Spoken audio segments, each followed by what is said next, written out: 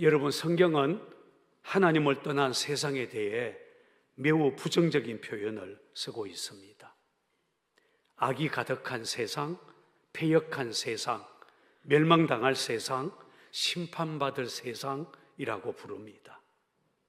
우리 상식으로 도저히 받아들일 수 없는 온갖 범죄가 일어나고 부당하고 억울한 일들이 벌어지고 있습니다.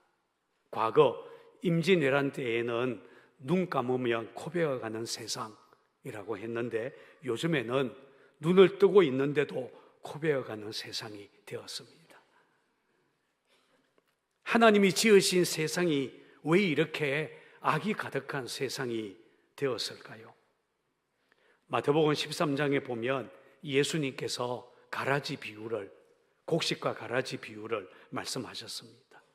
주인이 밭에 좋은 씨를 뿌렸는데 싹이 나고 결실할 때 보니까 가라지도 보였습니다. 종들이 주인에게 묻습니다. 아니 주인님, 밭에 좋은 씨를 뿌리지 아니하였습니까? 그런데 가라지는 어디서 생겼습니까? 그때 주인이 말합니다. 원수가 이렇게 하였구나. 여러분, 원수가 누구입니까? 악한 사단입니다. 악한 사단의 세력이 이 세상에 온갖 죄악의 씨, 가라지를 뿌리고 있다고 했습니다. 그러자 종들이 또 묻습니다. 그러면 가라지를 다 뽑아버릴까요? 그때 주인은 이렇게 말합니다. 아니다. 가라지를 뽑다가 곡식까지 뽑으면 어떻게 하겠느냐? 그러나 추수 때가 되면 먼저 가라지 뽑아 불태워 버리고 곡식은 곳간에 거두어 드릴 것이다. 무슨 말입니까? 하나님은 이 세상의 악의 존재 잘 알고 계신다는 것입니다. 마지막 때가 되면 악이 가득한 세상 반드시 심판하실 것입니다. 악인이 지금 아무리 득세해도 이 세상 주인 여전히 우리 하나님이십니다. 그러니 예수 믿는 저와 여러분들 선을 행하다가 고난받더라도 때가 될 때까지 잘 참고 견뎌야 할 것입니다. 혹시 여러분은 고난받을 때 어떻게 반응하십니까? 부당한 일을 만나거나 억울한 일을 당하면 어떻게 대처합니까? 베트남 전쟁 당시 월남에 주둔하고 있던 한 미군 부대에 성격 좋은 하우스보이가 있었답니다. 미군들은 물 뒤집어 씌우기, 밀가루 세개, 세례, 물건 훔치기 등으로 이 소년을 골탕 먹이기를 좋아했습니다. 그래도 이 소년은 언제나 얼굴이 밝았습니다.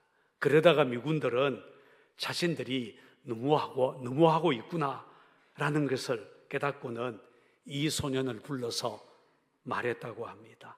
예, 그동안 우리가 너무 잘못했어. 다시는 그렇게 하지 않을게. 그때 이 소년이 이렇게 말했습니다.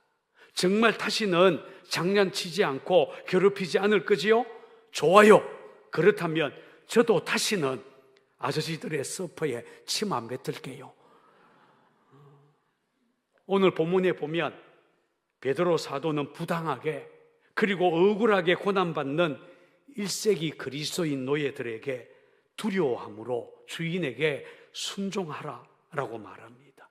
자, 본문 18절을 찾아서 같이 읽겠습니다. 시작. 사환들아, 범사에 두려워함으로 주인들에게 순종하되 선하고 관용 있는 자들에게만 아니라 또한 까다로운 자들에게도 그리하라. 여기 보면 사환들아 라는 말이 나옵니다. 이 말은 헬라어로 오이케타이, 곧 노예들아 라고 하는 뜻입니다. 아마 당시 1세기 그리스도인들 중에는 노예들 또 노예 출신들이 많았던 것 같습니다. 알다시피 로마 시대에는 노예 제도가 합법적이었습니다.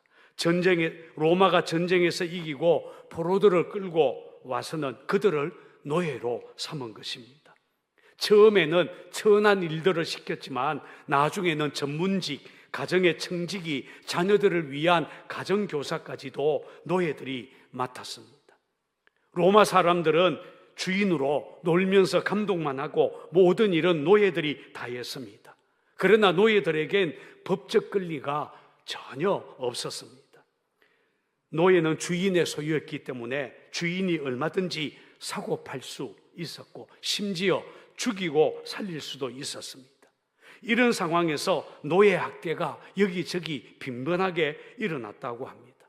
심부름을 약간 늦게 했다는 사소한 이유로 노예에게 300대의 매질을 가하기도 했고, 몸치장을 뒀던 여자 노예가 여주인의 발밑에 거울을 떨어뜨렸다고 양손을 잘라버리는 그런 끔찍한 일도 있었다고 합니다. 이렇게 잔인한 로마 시대에, 그것도 로마 사람으로 태어나지 못하고 노예 신분으로 사는 것도 너무 서러운데, 베드로 사도는 그런 그리스도인 노예들에게 범사에 두려워함으로 주인들에게 순종하라, 선하고 관용 있는 주인에게만 아니라 까다로운 사람에게도 그렇게 하라 라고 권하고 있는 것입니다. 주인의 입장에서 보자면 당연한 것이지만 노예의 입장에서 보면 절망과 분노를 일으킬 만한 교훈입니다. 물론 요즘 우리 시대에는 노예 제도가 없습니다.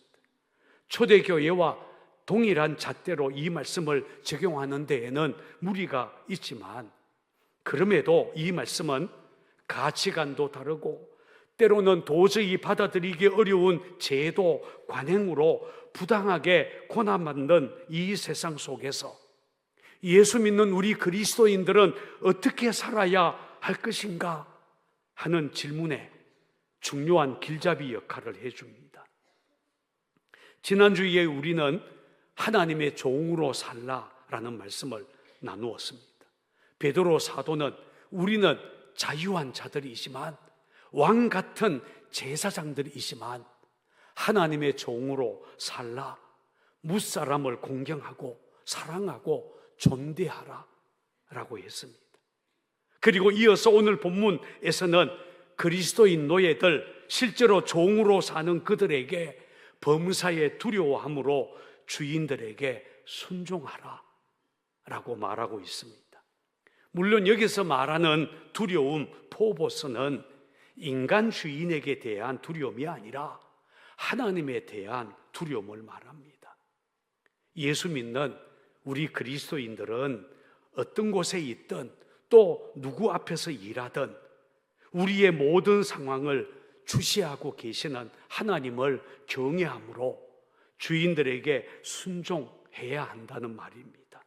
학생이라면 하나님을 두려워하는 마음으로 선생님을 순종하고 또 열심히 공부해야 할 것이고, 하나님을 두려워할 줄 아는 직장인이라면 직장 상사의 말에 순종하며 일해야 되지 않겠습니까?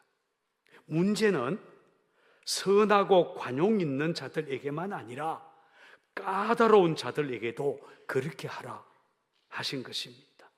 선하고 관용이 있는 주인에게 순종하는 것 별로 어렵지 않을 것입니다. 그런데 악하고 고집스럽고 부당하게 대우하는 주인에게 순종하는 것 쉽지 않습니다. 혹시 여러분은 직장에서 아주 까다로운 상사를 만나면, 아르바이트 하다가 아주 못된 고용주 만나면 어떻게 하십니까? 베드로 사도는 까다로운 주인을 만났을 때나 무리하게 대하는 고객이나 그런 손님 만났을 때에도 우리 그리스도인은 마치 하나님을 두려워하는 마음 잃지 말고 그들을 존대하고 순종하라 라고 했습니다. 까다로운 상전에게 순종하다가 하나님의 복을 받은 사람의 예를 성경에서 찾는다면 아마 다윗이 좋은 예가 될 것입니다. 다윗은 자신의 목숨의 위협을 느끼면서도 자기 상전 사울 왕을 존대하고 순종했습니다. 자기를 미워할 뿐만 아니라 심지어 자기를 죽이려고 눈앞에서 창을 던지기도 했고, 도망갔더니 그를 잡으려고 군대까지 보낸 사울이었지만 다윗은 그런 사울왕 함부로 대하지 않았습니다. 성경에 보면 그런 사울왕을 죽일 수 있는 절호의 기회를 2번이나 만났지만 사울왕은 하나님이 세운 사람이다 라고 생각하고, 다시 말해서 하나님을 두려워하는 마음으로 사울왕을 다윗은 살려주게 되지요. 하나님은 이 다윗을 귀하게 여겼습니다. 2번째 베드로 사도는 부당하게 고난받거나 또 선을 행하다가 고난을 받더라도 하나님을 생각해서 참으라 라고 말합니다. 자, 19절 말씀 같이 읽어볼까요? 시작. 부당하게 고난을 받아도 하나님을 생각함으로 슬픔을 참으면 이는 아름다우나. 여기서 부당하다로 번역된 헬라어는 아디코스입니다. unjust, 부조리하고 불공평하다라는 뜻입니다. 나에겐 잘못이 없어요. 내 실수도 아닙니다.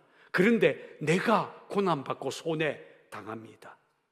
그런데 이럴 때도 하나님을 생각함으로 참으라 라고 한 것입니다. 하나님을 생각해서 참는다. 이게 무슨 뜻이겠습니까? 한번 따라서 해볼까요? 하나님을 생각해서 참으라. 하나님을 생각한다. 이 말을 다르게 표현하면 하나님께서 내 이런 상황, 부당하게 당하고 이런 잘못된 상황 다 알고 계신다. 이렇게 생각하라는 것입니다. 그리고 또 이렇게 생각하는 겁니다. 나를 이런 부당한 상황에 두셨을 때에는 분명히 하나님께 특별한 계획, 특별한 뜻이 있기 때문일 것이다. 혹시 여러분은 100만 불짜리 기도라는 말을 들어보셨습니까? 여러분, 저는 2012년도에 YM 예수전도단에서 DTS 훈련을 받았습니다. 그때 어느 강사님이 100만 불짜리 기도에 대해서 말씀했어요. 직장에서 매우 까다로운 상사를 만나서 고생할 때 불평하지 말고 하나님께 이렇게 기도하라고 했습니다. 오 하나님, 이렇게 까다로운 직장 상사 만나게 하신 하나님의 뜻은 무엇입니까? 갑질하는 저 직장 상사를 통해 하나님, 저에게 무슨 말씀 하시려고 합니까? 이렇게 기도하는 게 100만 불짜리 기도라는 거예요. 또 혹시 생각지 않았던 어려운 일을 딱 만났거나 질병에 걸렸을 때에도 100만 불짜리 기도를 해보라고 했습니다. 오 하나님, 이 어려운 일, 이 악한 질병을 통해서 저에게 하실 말씀이 무엇입니까? 저를 어떻게 다루시기를 원하십니까? 그렇습니다. 하나님은 우리가 처한 상황 다 알고 계십니다. 그럼에도 우리를 그런 기가 막힌 상황에 두실 때에는 분명히 하나님의 특별한 계획, 하나님의 뜻이 있다는 말입니다. 그러니 벗어 던지고 싶고 도망치고 싶고 끝장내고 싶어도 하나님을 생각함으로 일단 참고 견뎌야 한다는 것입니다. 아멘을 할 줄 알았는데 아멘이 잘 안 되죠. 그리고 한 걸음 더 나아가서 적극적으로 선을 행하라. 오늘 베드로 사도는 그렇게 권면합니다. 자, 20절 말씀도 같이 읽겠습니다. 시작. 죄가 있어 매를 맞고 참으면 무슨 칭찬이 있으리요? 그러나 선을 행함으로 고난을 받고 참으면 이는 하나님 앞에 아름다우니라. 여러분, 죄가 있어서 매를 맞고 벌을 받는 거 당연합니다. 결코 칭찬할 만한 일 아닙니다. 그러나 선을 행하다가 고난을 받게 된다면 그것이야말로 하나님 앞에 아름다운 일이다. 오늘 성경은 그렇게 말합니다. 성경에 보면 요셉이 그랬습니다. 요셉은 형들의 미움을 받고 애굽으로 팔려갔어요. 얼마나 힘들고 마음이 어려웠겠습니까? 그러나 그는 원망하거나 불평하고 대들지 않고 주어진 상황 그대로 받아들입니다. 애굽의 시위대장 보디발 집에 노예가 되어 그 집 가정총무로 섬겨야 했습니다. 그런 와중에 보디발의 아내가 그에게 눈짓하며 유혹했어요. 날마다 유혹했지만 요셉은 내가 어떻게 이 큰 악을 행하여 하나님께 죄 지을 수 있겠습니까? 단호하게 거절합니다. 어떻게 되었습니까? 누명을 쓰고 감옥에 갇히게 되었습니다. 선을 행하다가 오히려 고난을 받게 된 것입니다. 거기서 요셉의 인생 끝났습니까? 아닙니다. 하나님은 이것을 아름답게 보셨고 때가 되었을 때 요셉을 높여 애굽의 총리가 되게 하셨습니다. 어느 목사님의 설교에 나오는 이야기입니다. 책을 사러 서점에 갔다가 신선한 충격을 받은 일이 있다. 분명히 내가 사려는 책이 최근에 값이 올라서 가격이 18,000원이었다. 여러 서점에서 확인했고 값이 오른 이유도 충분히 알고 있었다. 그런데 이 서점에서는 여전히 15,000원에 팔고 있었다. 그래서 물었더니 그 서점 주인이신 장로님은 그 이유를 이렇게 말했다. 이 책은 전에 15,000원 받았을 때 10,000원에 받아준 책이었고 아직까지 몇 권 더 남아 있습니다. 그리고 앞으로 13,000원에 받아오게 될 텐데 그때가 되면 18,000원에 팔 생각입니다. 그러니까 인상되기 전에 받아둔 책이기 때문에 인상되기 전의 값으로 받는다라는 말이다. 나는 그 장로님을 통해서 정직이 무엇인지 다시금 생각하게 되었다. 매우 작은 일이었지만 너무나 아름다워 보였고 그리스도인의 품위를 읽을 수 있었다. 그렇습니다. 우리 그리스도인들 누가 뭐라고 해도 그 행위가 하나님 보시기에 아름다워야 합니다. 그런데 베드로 사도는 여기서 더 놀라운 말을 꺼냅니다. 21절입니다. 같이 한번 읽어볼까요? 시작. 이를 위하여 너희가 부르심을 받았으니 그리스도도 너희를 위하여 고난을 받으사 너희에게 본을 끼쳐 그 좌치를 따라오게 하려 하셨느니라. 여기 보면 이를 위하여 너희가 부르심을 받았으니 라고 말씀합니다. 이를 위하여 선을 행함으로 고난받는 것을 말합니다. 오늘 우리가 나눌 세 번째 주제입니다.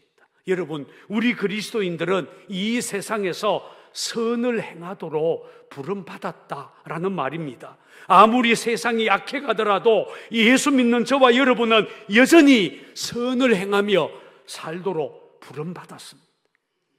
그런데 거기까지는 괜찮아요. 선하게 살면 좋겠지요.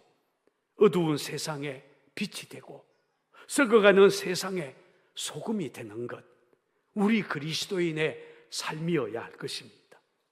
그런데 문제는 선을 행하는데 꼭 고난이 따른다는 것입니다. 악한 사람들은 잘만 사는데 예수 믿고 선하게 사는 사람들 이상하지요? 어려움 당합니다.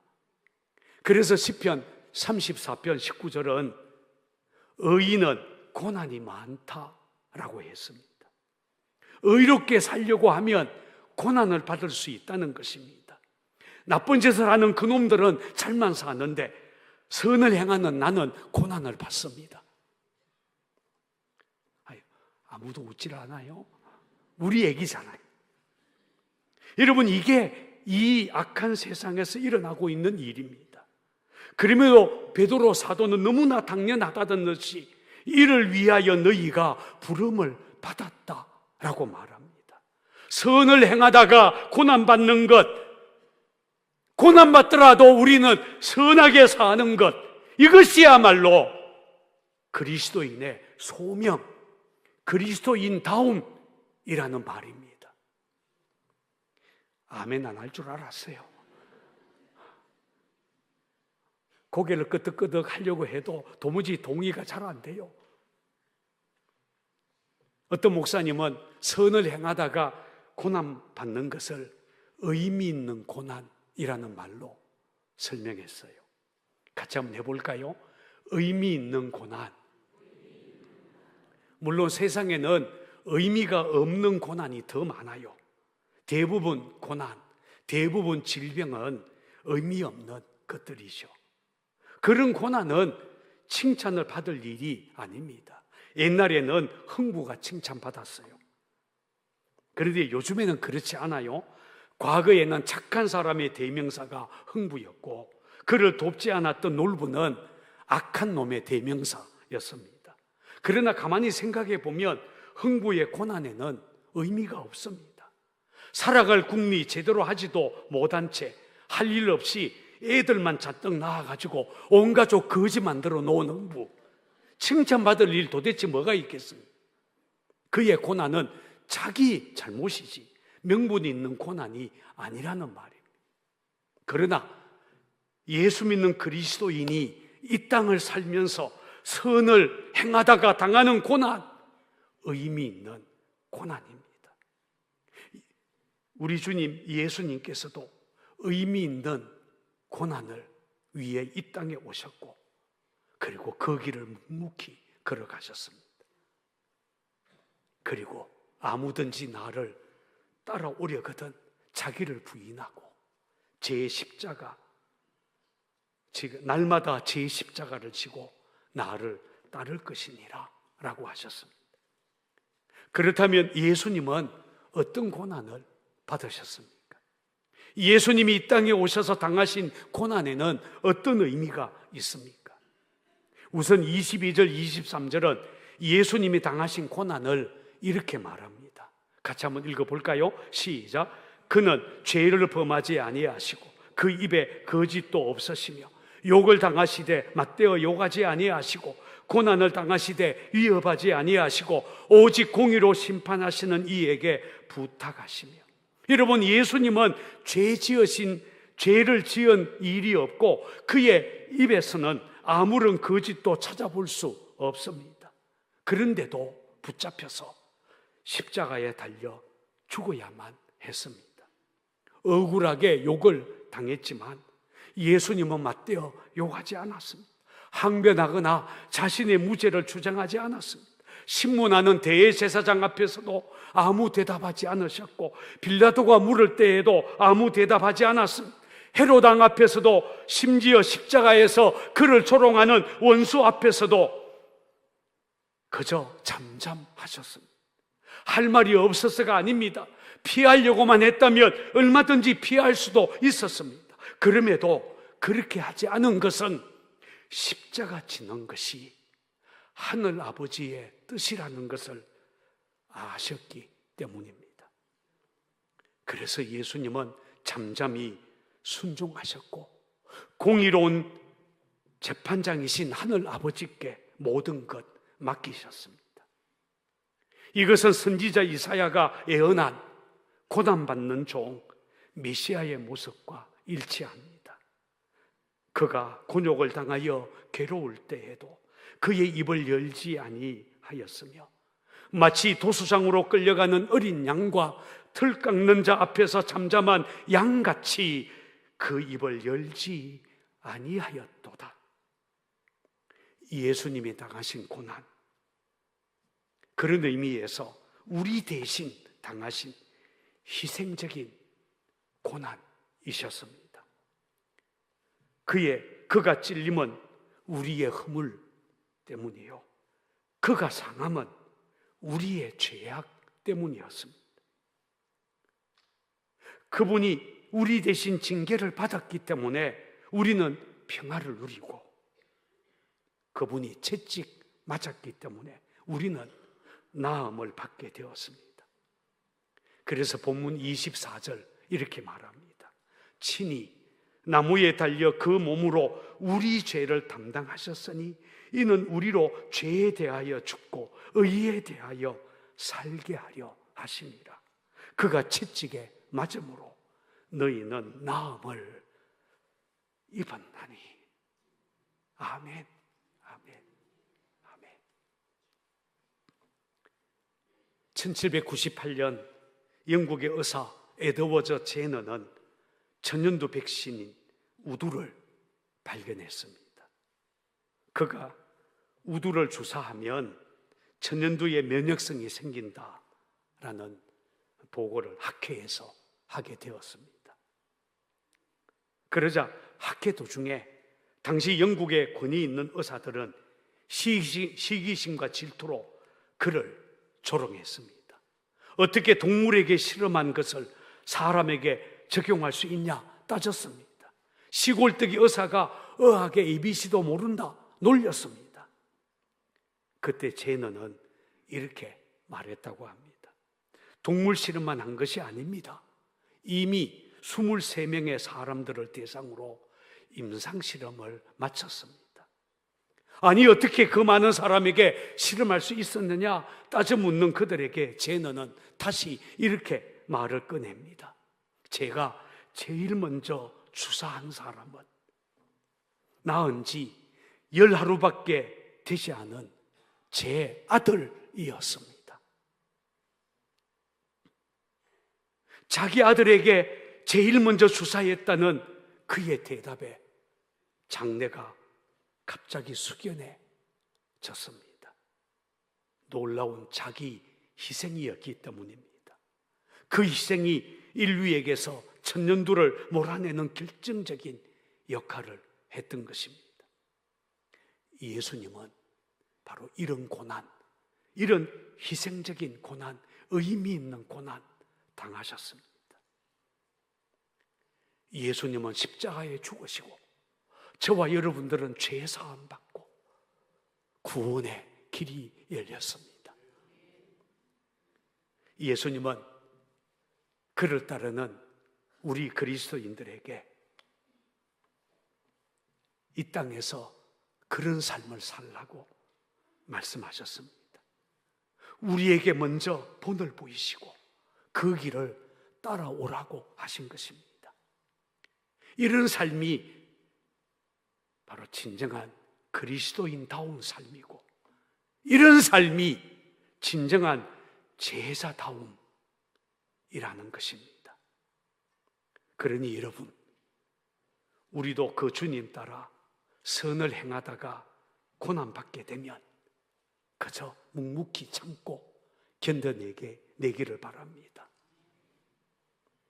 남을 위해 기꺼이 희생하고 거룩한 손해도 기꺼이 감당해 보십시오. 그리고 거기서 인생의 의미와 기쁨 찾아보십시오. 그런 삶이 하나님 앞에 아름답다. 오늘 말씀입니다. 여러분, 오늘부터 대림절 절기 시작됩니다. 온 인류를 구원하기 위해 이 땅에 오신 주님의 성탄을 기다리는 절기입니다. 우리 주님 그리스도 예수는 의미 있는 고난을 위해 이 땅에 오셨습니다. 그리고 우리에게 그 발자취 따라오라고 하십니다. 그러니 불의한 세상에 우리가 살아가고 있지만 무사람 공경하고 존대하되 까다로운 사람에게도 그렇게 하고, 부당하게 고난받을 수도 있고 억울하게 손해볼 수도 있겠지만 하나님 생각함으로 참고 견뎌 보십시오. 하나님이 그런 인생 귀하게 여기지 않겠습니까?